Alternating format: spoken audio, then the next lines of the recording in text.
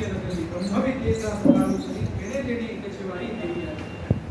खरं तर या भारतामध्ये, या महाराष्ट्रामध्ये, या देवभूमीमध्ये अनेक संत, अनेक महात्मे, अनेक राजनीतिज्ञ, अनेक सांस्कृतिक, अनेक क्षेत्रातली लोक होऊन गेली की ज्यांनी या भारताला भूषवलं.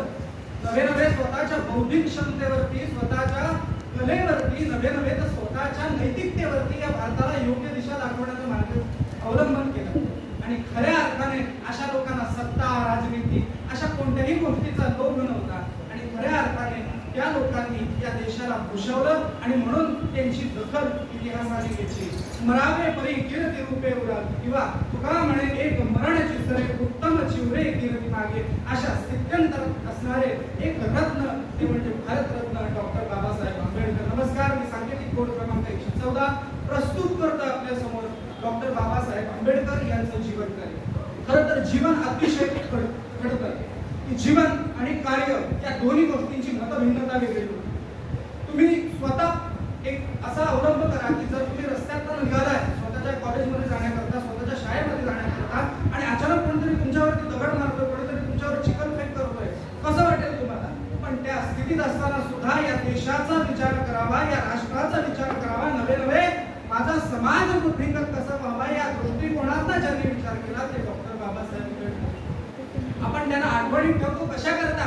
फक्त संविधान लिहिले म्हणून संविधान ही बाबासाहेब आंबेडकर यांच्या जीवनातली एकदम छोटी घटना आहे. त्याच्या आधी अनेक अशा घटना आहेत की ज्याच्यातनं त्यांनी स्वतः दाखवून दिलेलं आहे की मी योग्य पद्धतीने धर्माचा अवलंब केलेला आहे. बऱ्याच जणांनी त्यांना धर्माच्या चष्म्यातनं बघितलेलं आहे. नंतर सांगितल्याप्रमाणे धर्माच्या चष्म्यातनं त्यांना बघितलेलं आहे. त्यांनी वेळोवेळी दाखवून दिले की ग्रंथाचा अभ्यास, धर्माचा अभ्यास, शास्त्राचा अभ्यास कोणत्या पद्धतीने लोकांसमोर मांडला आहे. खऱ्या अर्थाने लोकशाहीमध्ये उतरताना त्यांनी दाखवून दिलं इदम तुते गुह्यतमं प्रवक्ष्यामि सुरवे ज्ञान विज्ञान सहितम यज्ञात्वा मोक्षस्य सुखात्. कुठलाही योग मांडावा तर लोकांसमोर सांगावं राजविद्या राजगुह्यम पवित्रमितमोत्तम. अरे सत्याग्रह करा. सत्याग्रह हा धर्म आहे. जर धर्माला अधर्माने हरवणार असाल तर त्या अधर्माला अधर्माने हरवणं हा धर्म आहे असं म्हणत लोकांसमोर आले. आणि खऱ्या अर्थाने इतिहास रचून गेले ते डॉक्टर बाबासाहेब आंबेडकर. आम्ही फक्त आठवतो त्यांना संविधानाकरता नव्हे. खऱ्या अर्थाने लहानपणी अनेक अशा अडचणीतनं बाहेर होऊन, अनेक अशा त्रासातनं बाहेर होऊन हा मुलगा भारतातला जातो बाहेर देशामध्ये. आणि खऱ्या अर्थाने ज्या वेळेला आपण बघितलं तर एकाने सांगितलं की पावाचे तुकडे खाऊन दिवस घालवले. खऱ्या अर्थाने या महामानवाने पाण्याकरता आणि अन्नाकरता सत्याग्रह केला आहे. ज्या माणसामुळे आज आपण खातोय, ज्या माणसामुळे आज आपण सुखचैन आरामाने राहतोय, त्या माणसाने स्वतः अन्न पाण्याचा सत्याग्रह केला होता. आज ही पावनभूमी, या पावनभूमीवरती सुद्धा पाण्याचा सत्याग्रह बाबासाहेबांनी केला आहे. अन्नाकरता सत्याग्रह केला गेला.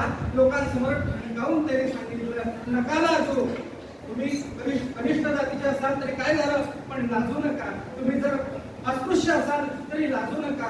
का? त्यांनी धर्माचा उल्लेख केला. न तद्भास येते सूर्य शाम करू यद्गत पानम निवर्तन ते तद्भाम परम. तो असा सूर्य आहे की तो सूर्य कोणीही कितीही झाकण्याचा प्रयत्न केला तरी तो झाकला जाऊ शकत नाही. त्यांच्याकडे अनेक अशा बाहेरच्या देशांना ऑफर आले आहेत की तुम्ही खूप छान उत्तम पद्धतीने कार्यरत राहताय, आमच्याकडे येऊन आमचं राष्ट्र वाढवण्यास मदत करा. पण अशा वेळेला त्यांना ठणकावून सांगावं याच भारतातल्या समाजाने त्यांची विडंबना केली, याच समाज बांधवांनी त्यांना त्रास दिलाय. पण या समाज बांधवातल्या लोकांकरता मूठ आवडावे आणि समोरच्या माणसाला आवाहन द्यावं. गुणसुमने मी वेची या भावे परी तिने सुगंधा घ्यावी. मी माझं ज्ञान, मी माझं वैराग्य, मी माझी चिंतन या सगळ्या गोष्टींना फक्त आणि फक्त माझ्या भारताला समर्पित करेन. आणि जर मी तो करू शकलो नाही तर हा व्यर्थ भार विद्येचा असं सांगणारे डॉक्टर बाबासाहेब आंबेडकर होते. खऱ्या अर्थाने लंडन सारख्या ठिकाणी पुस्तक वाचायला, त्यांना भारतामध्ये पुस्तक वाचायला मिळत होतं, पण स्वतः असं काहीतरी घेऊन जावं की याचं अनुकरण आम्ही करावं. आपण त्यांना बऱ्याच वेळेला धर्माच्या चष्म्यातनं बघतो की त्यांनी हिंदू धर्माचा त्यागून किंवा आपल्या धर्माचा दुसऱ्या धर्मात धर्मांतरण केलं. खऱ्या अर्थाने धर्माचा द्वेष केला असं नाही. जर धर्माचा द्वेष केला असताना तर बांधवांकरता, समाज बांधवांकरता त्यांनी काळाराम मंदिराचा सत्याग्रह कधी केलाच नसता. अमरावतीच्या अंबामाता मंदिराचा सत्याग्रह त्यांनी जन्मात कधी केलाच नसता. खऱ्या अर्थाने धर्मद्रोही नव्हते, पण त्यांनी धर्माला एक योग्य पद्धतीने न्याय मिळवण्याची शिकवण ही त्यांनी दिलेली आहे. त्यांनी सांगितलं की धर्म इतका मोठा आहे, पण त्या धर्मात तुम्हाला हवं ते घ्या. पाहे दूध पवित्र आणि गोड परिपासी पचिन शिया पदराड परि अवघे ऋण गोचिल अशुद्ध कास. अरे धर्मात अंध